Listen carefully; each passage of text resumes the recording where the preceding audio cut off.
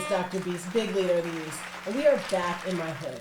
We in Jersey City, around the corner from the Other Side Dispensary, and we are in the hair room, okay? And I am with my dog. She over there rolling up, and we got our mod cup coffee. We wanted to do it a little different this season, really make sure that we talk to some, customers of mine, but also small business leaders in the neighborhood, in the community, and just kind of chop it up. So, I have none other than owner, operator, and just amazing freaking human, Anatalie, from the hair room.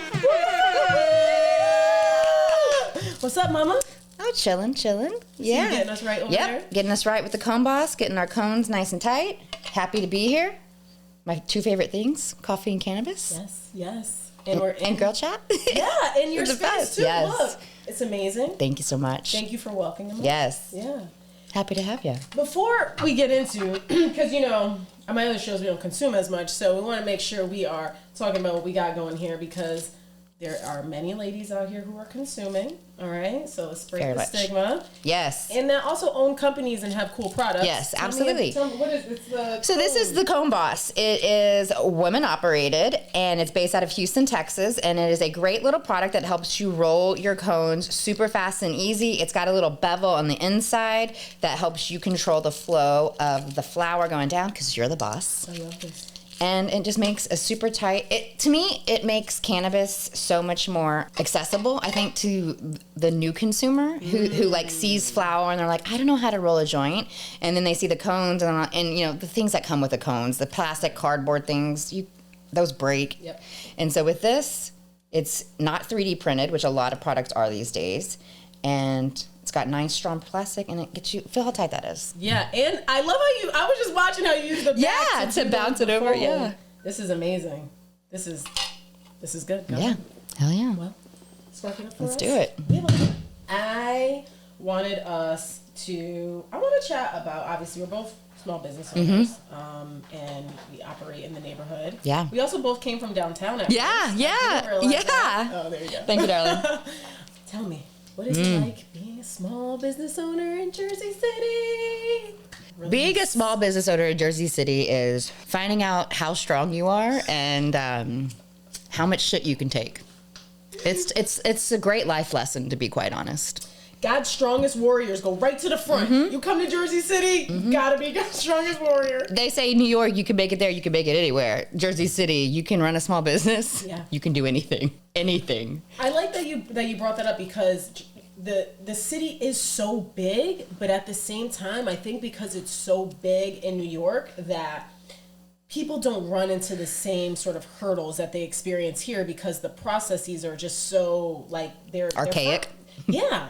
But permitting, the type of things that you need for a small business, I feel like, I had heard somebody say one time, Jersey City is obviously it's the second largest city in the state, right? It's a big city, but a small town. I've always said that. Yeah. Absolutely. Big, and that's what drew me here, being from a small town in Texas. I've always felt a draw towards a city, a big city. And New York was always the goal for me. And when I discovered Jersey City, I was like, this is like a big city, but with a small town vibe. And the community was very much like that when I moved here almost 15 years ago. Yeah. And the business has, what's sort of been like the transition from when you started to where you moved to? It's been a roller coaster. It's full circle pretty much for me. I started out in a very small space with a very small team, and we grew exponentially in the last 10 years. It's been a decade of growth and change and going back to the basics for me. And now at one point in this last decade, I had 3 locations, over 30 employees, and now I'm down to 1 location, 4 employees. And I've never been more happy and I think successful, because I think success is defined different ways by different people. My version of success, this is the most successful and most happy I've been in the last decade, for sure. At the point when you don't have the most growth, at the point that you do have a smaller team. Can you kind of dig into that a little bit? Because I feel like I've been in a similar place as you, right? I started downtown, and then I grew into having multiple retail spaces, multiple service spaces, and it got kind of chaotic. Yeah. But also just, I don't know, I feel like in Hudson County, when you think about Yeah, you need, for example, if you have a brick and mortar that's on the first floor, it's a way different experience than if you're on the second floor. 100%. Right? So like even just putting your trash outside, no one tells you need to hire a separate waste disposal company. Yeah. How do you even have that information? You don't. And the city has no guideline as much as they claim and like to pretend that they have a roadmap and they're here supporting small businesses and there is a way to get from A to Z. I've done it 3 different times in this city and there is no roadmap. Every single time has been different. Every single time has given me different hurdles. And I've opened the same business 3 times under the same circumstances. Nothing about that has changed. What has changed is how the city has handled it, and it's not gotten better. It's gotten cleaner and more organized on the outside because, and for instance, the departments where we were going and now how everything is more centralized in these new fancy buildings. So on the outside, everything looks new, clean, and organized, but they're all still being run the same by the same people. So I think one of my greatest challenges was in construction. Yeah. To your point of like the process changing and sort of going through different iterations, but never actually fully improving. No. And I think when it comes to leadership in this city, one of my biggest challenges is like they don't understand the nuance of the municipal, and you can create new processes and you can adapt and pay for more systems. You can hire all the consultants you want. Oh my God. Oh, they love a consultant. They love consultants. They love a consultant. Please tell me how to do the job Yes. that I should know how to do. Exactly. That the people hired me to do that I told everybody I knew how to do. Yes, exactly. But they, oh my goodness, I've sat in on their consulting businesses meetings before. It's like, what is happening? They don't actually get the people who run those systems and those processes to do them. So one of the things that I had noticed is like they created this new system in the city for permitting that's more digital and that you do it yourself, right? Yes. So it's greater accountability because there is it's easier to follow the paper trail now. Yeah, right. It marks when you submitted, how long it's been waiting, all those things. There's no longer a folder that you have to go and have a person sign, because I've had to do that twice. Totally a thing. But the bigger thing is like if the people that work in those departments are not using the system, if they do not like it, if they feel if they're operating intimidated by it, antiquated. So first off, it actually hinders us because now the city has created a whole budget for these new systems that we're investing in that and no one's using. And then to because you and I run businesses, so we don't actually have time to go and follow up, run around with that folder anymore. We have to hire an expediter. I did not even know that was a thing. The money I've spent on expediters, and I've had to use one every single time. When I learned what an expediter was, I was maybe almost 6 months into the process of opening Montgomery Street, which was across the street from City Hall, where everything was happening. And I was already paying on my lease. My landlord didn't give me any free month's rent, didn't give me any money on tenant improvements, and that building's falling apart. And the city kept telling me, no, you're not passing this code. And they wouldn't tell me why. They're like, well, it's because of this code. I said, I don't read code. I'm a stylist. I had to become friends with all different types of people in this city and make relationships just so they could talk to someone who could talk to someone who could talk to someone. And then finally, it got to the point where they said, your only option is to hire an expediter. So I had to hire someone to tell me that all I needed to do was to install an exhaust fan. That's it. It was literally something that was done in 24 hours. Once I knew what I needed to do, I had it done like that. And then it still took months after that before I was even allowed to open. We're in a real business. I was going to say, welcome to being a real business. Things are really happening, so this is how it goes. Yeah. But back to the expediting. Yeah. Is nuts. So there's so many things I want to get into, but let's just break down cost. Yeah. Because again, going back to it, the energy for the leaders is so performative because we're such a talking point. Like, we care about small business. We want to pour into the community. JC, make it yours. JC, make it yours, right? And now, what's the new one that Solomon created? A city that works for you or something like that? Something like that, yeah.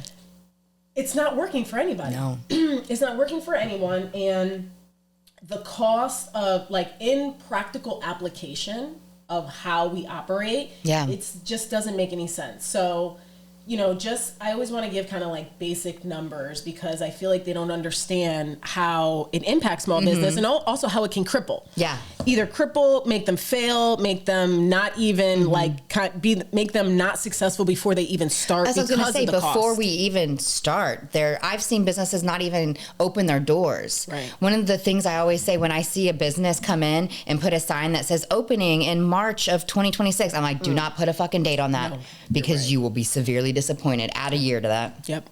That's crazy. And that's sad. That is so sad. That is so sad. Didn't have that experience in Texas.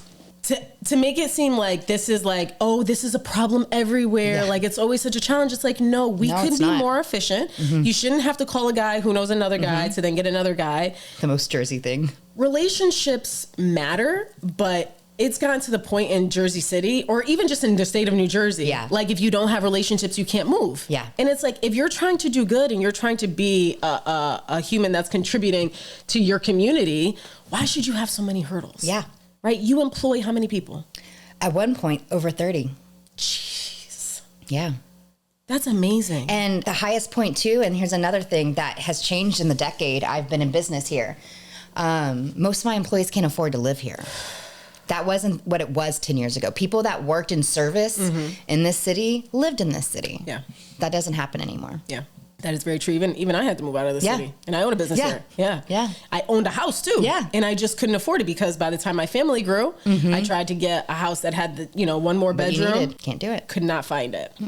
When we think about let's say a business is $500,000 to start. Yeah, and then you add on construction. And the construction out of that 500,000, let's say, is half of that, so 250,000. So now you're in like, this is all I got. Now you're paying $10,000 a month in rent, right? Which is very typical for a ground level in retail in Jersey City, right? I say anywhere between 5 and 15 if you're not like a huge big box store. Yeah.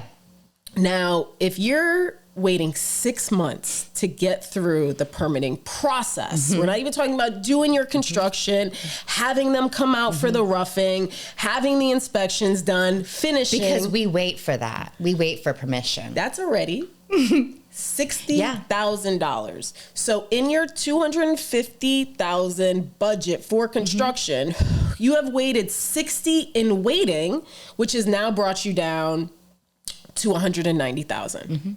Don't let your project go over because now you have lost that money in waiting. And now you have to dip into your operational budget to subside that. And you see, like, this is very easily how the trickle happens. So you can't convince me that you're trying to do better for smaller businesses, because then when we start to tack on now you're operating, now we want you to have your own waste removal. Yeah. So even if you bought the building, or even if you pay taxes, which is supposed to support DPW services and other services in the city, you're a small business. Now you have to pay. Yep. An extra $250, $300. Salon. Laundry fees. Laundry fees. Laundry fees. Laundry fees. We do loads of laundry every day. Every day, 7 days a week.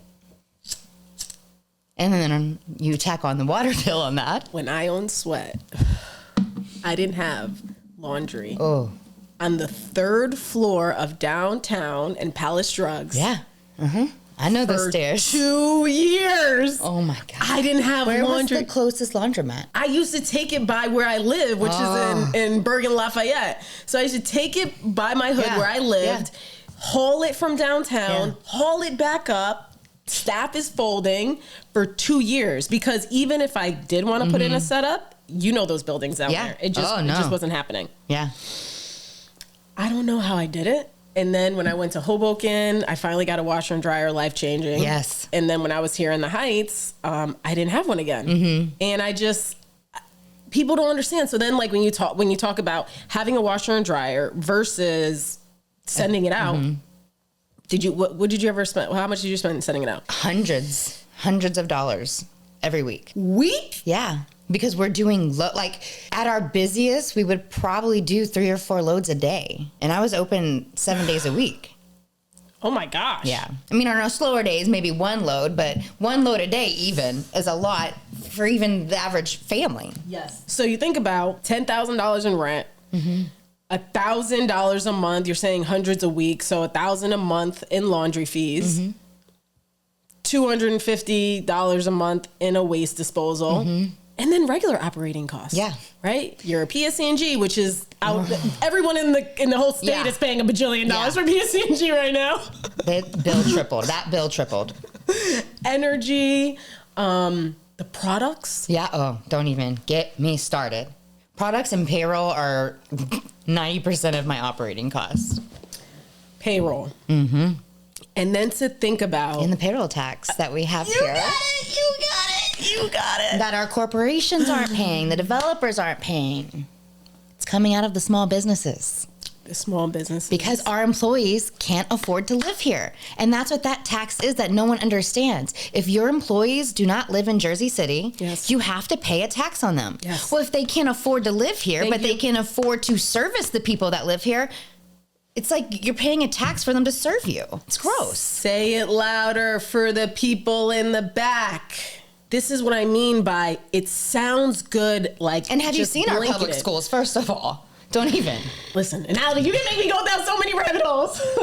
Because it's like, you can say what you're saying, but when you dig into what you're doing, when you look at the reality of the numbers. Look at the reality, when it's in practical application, it doesn't actually make sense. How are you saying you want small businesses to sustain, but then you're making me pay a tax that I can't hire people from the local community because the people that were from the local community had to move because they can't afford the local community. Especially in my industry, because you have to have a license. It is so niche and specific. I can't hire my neighbor because my neighbor doesn't have a license to do hair.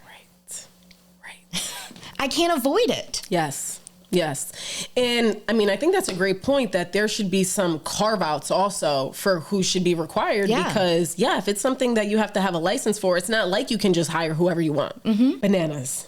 Oh my God. You have my mind spinning right now, because I live this experience with you and in such a different industry, right? So to show the likeness in what we experience, but then the differences too, right? You have to have folks that have licenses to work with you. I have to have folks that go through a background investigation, get a badge through the state regulatory agency. It's such a challenge, but we continue to show up and do it. Yeah. You support me. You're a customer in my store. Love your store. Tell me why you pass so many. Tell me what's really your criteria for like where you want to shop for your weed. Well, so much for me in the last several years has been about where I spend my money. It's so important to me that I practice what I preach in that sense, and I'm supporting my communities, and I'm being smart about that dollar. And so for me, when it comes to that, convenience is always top of it, but it's also experience. Obviously, I'm an experience. I'm a detail person. And with your space, from the moment you walk in, there's an intention set.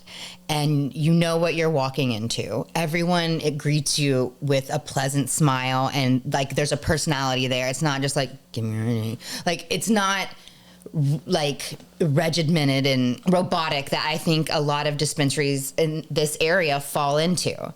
It feels like a community space. And then you walk in and your details, like there's something to see everywhere. And it's so meticulously curated. You can see the thought and the effort that you put into everything.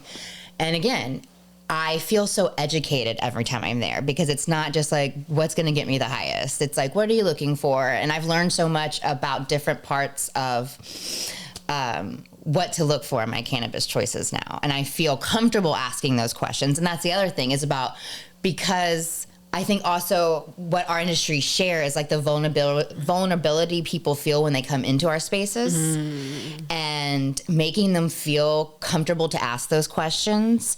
And this is your industry in particular is something that I think it's important to educate people on, because there's so much positivity to it when you understand the importance of it. Yeah. And so that's what your space gives me. And like I've told you many times, I pass now 3, 4, the number's going up, because that's all we seem to be opening around here. Spots between the salon and my house, because it's a half mile. It's not like it's very couple of blocks that I walk. And I go out of my way to walk a big circle to go to your spot. I appreciate you so much. I do. And I want the viewers to know, like, please do not think I'm exaggerating when I tell you about how crazy it is over here. Not only in Jersey City, but particularly in the Heights. Yes. It's nuts. So my survival really is because of the community. We really are rooted in the community. Yeah. And I mean, all of the things that you marked were really my objectives, to even the point of education. Yeah. Because if people understood the power in this plant, I mean, it could solve so many things for people. Oh my gosh. And in terms of what you said about like the vulnerability standpoint, when people come in here, right, they're looking for you to beautify them. And they often come in very vulnerable. Yes. I remember when I go to the hair salon and you know, when you come in with the head wrap, you covering up the craziness that's under there. And then you're like, oh, what are you going to do about this? People come into my store and they're like, I've had a stressful day. I'm going through this experience. What could help me with this? And then, I mean, I have some customers that like, we're like therapists in there. Absolutely. Preach, you know, I know. It's different to be able to build those types of relationships and have that connectivity with the people that you serve.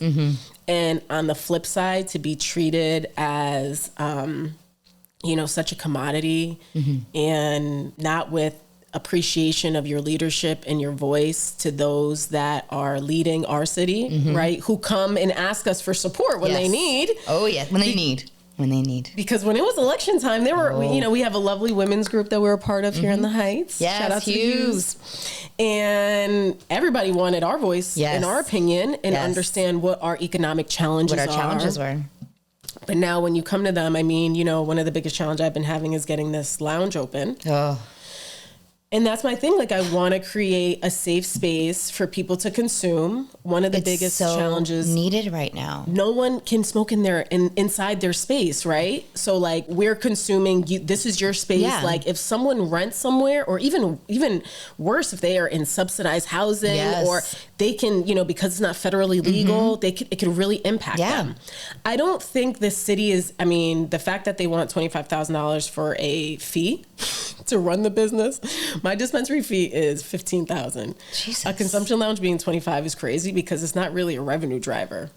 So I don't know what I'm giving them $25,000 for. Is the same thing kind of applied to bars? I don't think their fee is that high. That is insane. I don't think I don't think the liquor license renewal is that high. Yeah. Because how do you sustain? No, you don't. If at the end of the year we were just talking about all the kind of nugs that you got at the end of the month that you got to pay, then the end of the year comes and it's like, here, give me the $25,000. It's crazy. It's not possible. No. But it's clear that it's a money grab because of, you know, how it's developed. It's just, again, if you're not really making any money in that space, what am I paying such a high fee for? But I want them to really understand the rationale of, like, you're complaining that everybody's smoking out in the street, everybody's in the parks, all these things. You legalize someone, you legalize a product, but you didn't give them a place to go. It's imagine if we didn't have bars and everyone's just drunk walking around the streets. Thank you. Like, oh my goodness. I know sometimes when we come on here, we sound like we're just like complaining, but I also just think sometimes people need to like hear the perspective. People need to know what's going on behind the scenes, especially now more than ever. Because like we were saying about my industry, at the end of the day, my industry is run by old white men. When you said that to me, I was like mind blown, because you would just think it's hair. Think of all the big names in hair. Tony and Guy, Paul Mitchell, Sam Villa. Like, all of our big names are men. Yes. If you look at the L'Oreal just... I mean, this is like such tea on my industry, but L'Oreal just announced their creative team for the year, and it's like majority men. It's like, this is an industry that's mostly run by women. Disheartening. It's hard. Yeah. It's hard out here. But we are seeing a shift. Yeah. We're seeing... Because people like us are loud. But they don't want us to be loud. No. They don't want us to be loud. And it seems like nowadays there's kind of like a punishment that comes with being honest, being truthful, and using your voice. I was watching Baby Shark with my daughter this morning, and there's this whole episode about good trouble. Oh, yeah. I was mind blown that I was like, look at how young they have to like introduce kids to this too, because people won't show up for other people. They won't protest. They won't do any of those things because they're afraid. But at the same time, that's really how shit gets done. Yeah. People's voices have to be heard. Yes, absolutely. You're here. Yeah. But you also been down in Texas. Yes. Tell me about what that's been kind of. You were running 2 shops, but now you're running this shop. Yeah. You're living your life there, so you're traveling a lot. But just about the experience of wanting to keep this shop here. Because we talked a little bit before about, you moving and considering doing your business and your brand down there. And you realize, how much you love this Jersey City community, that you help so many people with, their own families because you provide employment. I think that's real. Like, I really want people to understand how big it is for someone to make a decision to make their life more challenging. It really is. Literally. To choose to make their life more challenging. Chaos right now. Because they're like, I love this place. Yeah. I love the people that work here. I love the community that I serve. Like, people, maybe you have somebody who comes in every week to get their hair done and they know that they need you and they're relying on you. Like, tell me more about that decision. I'm getting emotional. I'm sorry. No. It's been a decade for me, and I've grown and accomplished so much in this time, and I've lost so much in this time period. And in doing so, because I'm from Texas originally, I've been in Jersey City since Hurricane Sandy, so 13 years now, I think. And Jersey City was one of the only places I ever really felt at home, which is so weird because I'm from Texas. So I really have developed a community and a sense of home here. And in my journey of my career here, I always craved for some roots back in Texas. So the idea and opportunity came up to open a location in Austin. And in doing so, I met my now husband, who ironically is from Long Island and moved to Texas, as everyone did after COVID, and had no intention of coming back up here. And we met, fell in love, and things went awry in Austin, as some, I always say, not everything is meant to work out, but that's business. Yeah. Like, that is business. Failures happen. Yes. It's part of the story. It's part of the process. Yeah. And to think that those things aren't going to happen to you, or just aren't going to happen, or to think that if they do happen, you are somehow a failure, not real. So I had to make the decision to close Austin, and now it's like, now I'm in this new relationship, but he's here, but my business and career is back in Jersey City. What do I do? And so I made the decision that, obviously we were going to stay together. And I was like, I have something so beautiful back here in Jersey that I've built, in this reputation that I've created, in this brand, in this community, in this safe space. And I wasn't ready to give it up. And I still loved what I did. So I was like, you know what? This is what I'm going to do. As I mentioned before, my father traveled for his career my entire childhood. My dad was always gone. So the thought of a partner traveling for work was very normalized to me. And I was like, why can't it be a woman? Right. Because that was always the chirping in my ear I get. Oh, you do that? Or it's like, yeah. We don't have kids, and this is my job. This is my career. I've built my career the last 10 years. I didn't know anybody here when I moved here. I didn't have a clientele here. I built everything from the fucking ground up. I wasn't walking away for a man for that. Are you kidding me? He's a great man. But no, I am not that girl. So, you got to fight for the things that you love. Yep. And I did, and I'm doing it. Yep. And as you were saying all those things, I was like, yeah, that's what I'm doing. I love this community. Yep. I love what I've built. I love the opportunities I've been able to give to people. Yep. That's why I'm here doing it. And you can have both. You can have both. And you have them. That's amazing. And I do. I hope that encourages and inspires you to go create the life that works for you. Hell yeah. So many people have other people in their ear. They have other people dictating what they should do. And half the time, some of those people are not even bold or brave enough to do something with their own life. It is. Insane. You mentioned safe space. Yeah. And that's something that always drew me to your shop because, whether or not I was into getting my hair done, walking by, seeing how inviting it was, What is it always made it like that you wanted to make sure that you created this as a safe space? Because I know that you always have, you know, the gay flag around.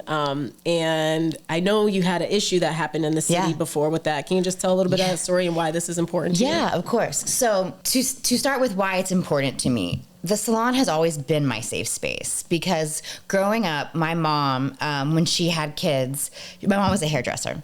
And so she had her own salon when I was little and then sold it and started having babies, and she wanted to still do her career but stay home with us. So my dad built a salon in the back of our house.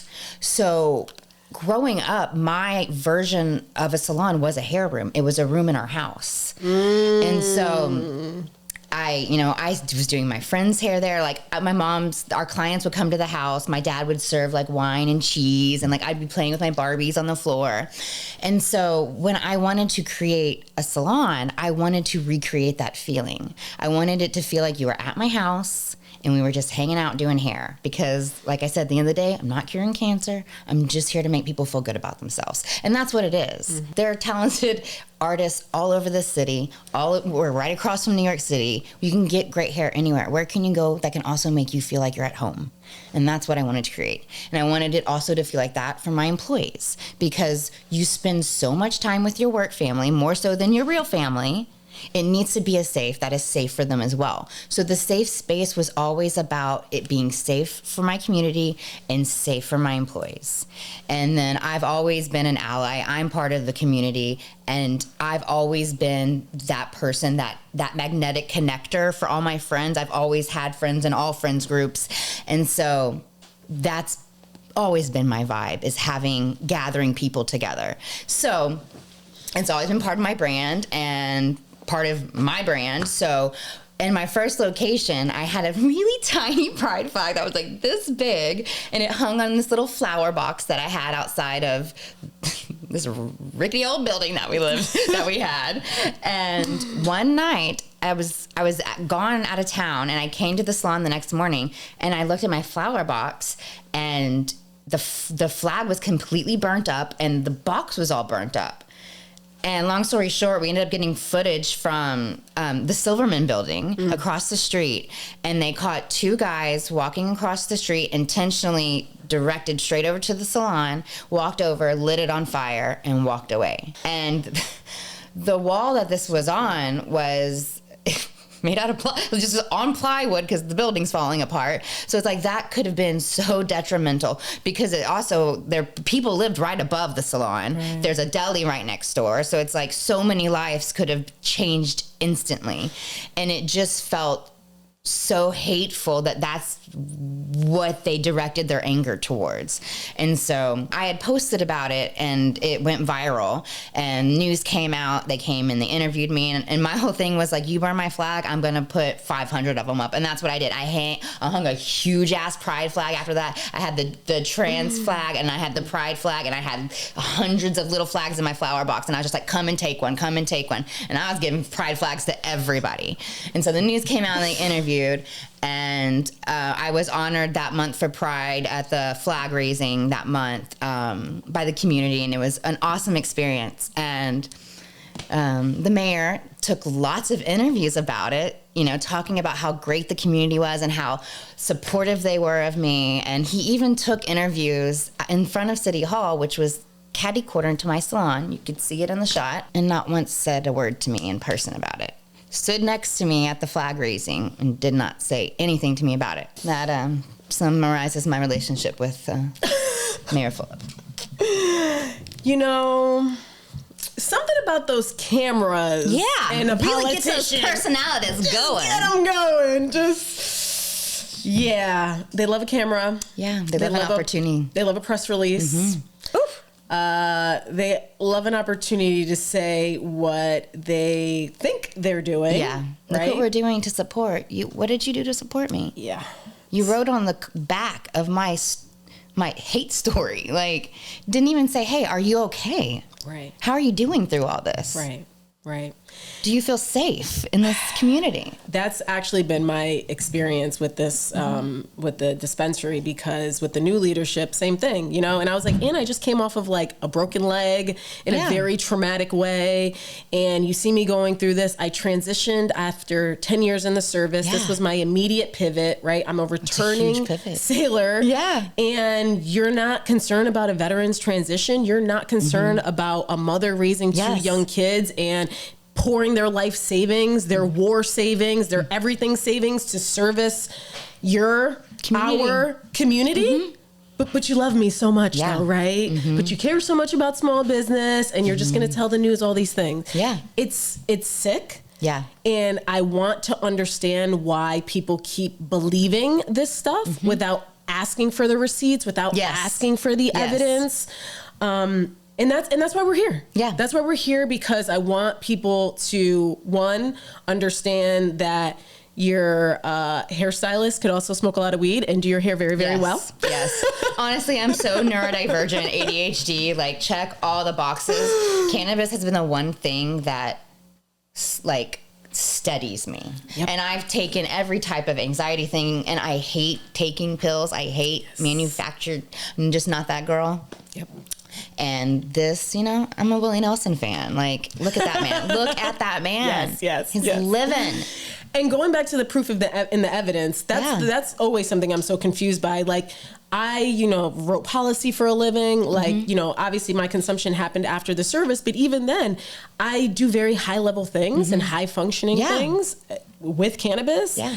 I want people to understand that, you know, break the stigma on that, but also small businesses, people in the local community, people that are contributing to the ecosystem of this community, right? Because outside of owning a salon and hiring people and paying your taxes and all the other things, you own something here. Yeah, right? I do. So a secondary contribution. Like, I am your neighbor. Yes. Like, we leaf blow these neighborhoods. Like, I literally walked from a salon home last night with my leaf blower. Yes. Get in those streets, because the sidewalks look like shit right now. It's embarrassing. Yep. And I want the front of my salon to represent what's on the inside. Same thing with my building. Yes. Like, we take care of our area. Yeah. Everyone needs to take care of their area. We're a community. We're society. We're one human family. Yes. Yes. Hopefully we start to get it together. Yes. It's the year of the horse. Yes. It's the Aquarian age. There's a lot of things percolating for why we should be better. Yes. And then if it wasn't for all those astrological and calendar and all those things, there's also, we've had so much bad right now. You know, I always say, like, I know how people feel about our presidency and some of those things, but I try to look in the lens of sometimes we have to put our hand on the fire to learn. And everyone, you know, sadly maybe didn't learn the first time, or they had to get a different opportunity to come to the light. Keep coming, guys. And here we are. Keep coming to the light. So please tell everybody where your shop is. We are at 467 Palisade Ave, across from the beautiful Riverview Park here in the Heights. We love this park. It's so great for our community. We're open 7 days a week. Where to follow you? All the things. The Hair Room JC. Yes. Old school, as we've always been for the last decade, y'all. You almost brought me to tears with that room. No, because I feel like as you told the story about being with first off, your dad building a hair room, hair salon in the back is amazing. Yeah. And then how you guys just kind of as a family made the energy around it. Yeah.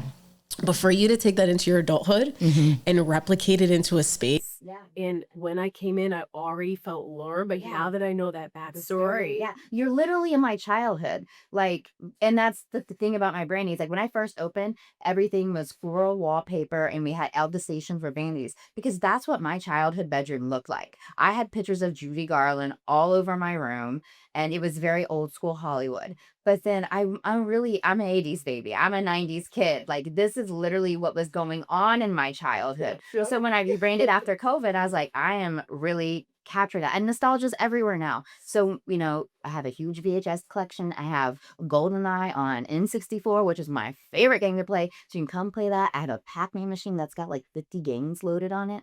So it's like you can really come back in time, feel like yourself, be seen, be heard, and leave with a great head of hair. Yes. Mm-hmm. So it's all about. Thank you. Thank you for your contributions to our community. Pleasure. Thank you for being committed to helping people feel beautiful, Mm-hmm. right? Because mind, body, and spirit is so important. But the reality is that when you look in the reflection of your mirror, some people, they just need to, when you look good, you feel good. Absolutely. And that can transform your energy and what you do and how other people contribute in the world. And then of being one human, we all have our own superpowers. And I wish other people stop hating on other people's superpowers or Yeah. wanting to adopt their superpowers. Your superpower is different than my superpower, than Jay's superpower, and Yeah. everybody else. And then we'll Avengers. Hello. We put the Transformer together, Yes. right? Yes. Power Rangers with Yes. when you think about superhero movies, Right like on. Mm-hmm. every single one of them, the storyline is Yeah. people got to come together. Come together. So, with that, we leave you. This is Coffee and Cannabis. Please make sure you guys support the other side, support the hair room, and support all the amazing businesses in Jersey City. Yes. How I tell next time. Peace.